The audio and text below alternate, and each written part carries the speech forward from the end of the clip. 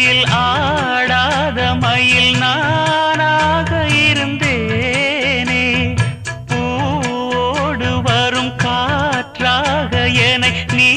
சேர தெளிந்தேனே